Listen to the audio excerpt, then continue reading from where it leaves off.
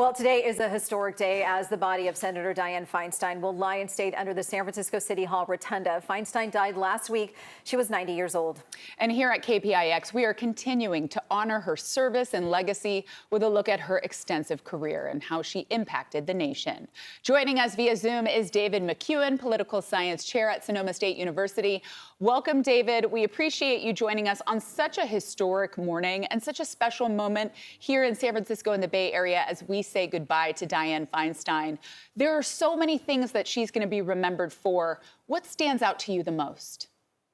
You know, I mean, we can look at her legislative accomplishments. We can look at her legacy as a political giant. But I think when you look at Dianne Feinstein and her political career and how she really lifted up women, made gender an important issue in politics, and changed how we study what happens in politics with women and with lawmaking. She was a fantastic teacher to scholars like myself, to practical politicians, you know, teaching Nancy Pelosi things, teaching Willie Brown things, but also really elevating, I think, the discourse despite disagreement that often happened on her side with liberal activists and certainly happened on the other side with Republicans. So I think she's a fascinating case study, even after her passing, about the lessons that she taught us. And I think she's a giant for that reason, not just merely for her legislative accomplishments and the tenor of the work that she did during really, really tough times.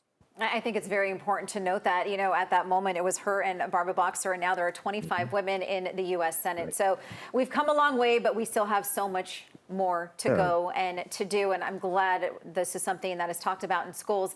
You know, talk a little bit about just how she started her political career in the sense of, you know, just being thrust into the limelight nationally, you know, in that moment back in 1978 with the shooting of George Moscone and Harvey Milk. Right. I mean, that was 10 days after the massacre at Guyana and Jonestown. You know, in San Francisco and the Bay Area in the 1970s, you know, it was a wild time, right? You had the SLA, you had Patty Hearst, you had bombings going on, you had the Panthers. I mean, there was a lot happening in this area that affected the national discourse and the kind of national understanding of our politics. And then the tragedy that occurs in City Hall and her appearance there.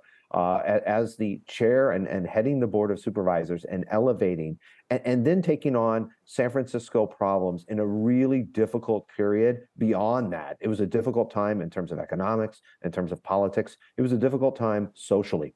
And Dianne Feinstein was able to be very successful for that. Of course, you know, she ran unsuccessfully for governor in California in 1990, but then comes back and you know, in that year of the woman, becomes a huge player, an important player, even with an important senator who headed the Judiciary Committee at the time, Joe Biden, right? Later, obviously, President Joe Biden. But she's one who held her own, whether it was the difficulty on gun violence, whether it was dealing with the CIA torture report. She took on power. And that was something that was also very exciting and evident from that moment that she was elevated onto the national stage in a difficult time in 1978. David, you look at Fleet Week, and she really was the architect of how to get it done, to bring money to San Francisco and for the relationships with the military. Reflecting on that, this timing, it just seems remarkable that it's Fleet Week right now.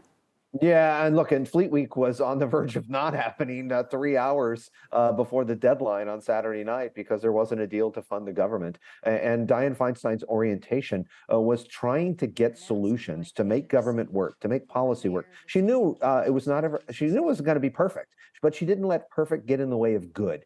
This is a person who realized that San Francisco's iconic cable car system was broken, found the money for that, and really rebooted the cable car system that is not just an icon for tourism, but also an icon for the city and its representation of doing better. And then, of course, she appears with Tony Bennett in 1984, the crooner who, you know, recently passed. She is really an icon, and I think in that way, politically mature, even though she had difficulty with core Democratic constituencies like activists at the state party convention who would often boo her off the stage because she wasn't liberal enough. So in that sense, she really cut a practical, middle-of-the-road, bipartisan approach. And I think that is a lesson to be learned, especially today in our politics, ironically, in the last 24 hours. Absolutely. So perfectly said, David. Thank you so much. And hopefully we'll check back with you in just a little bit. We appreciate it.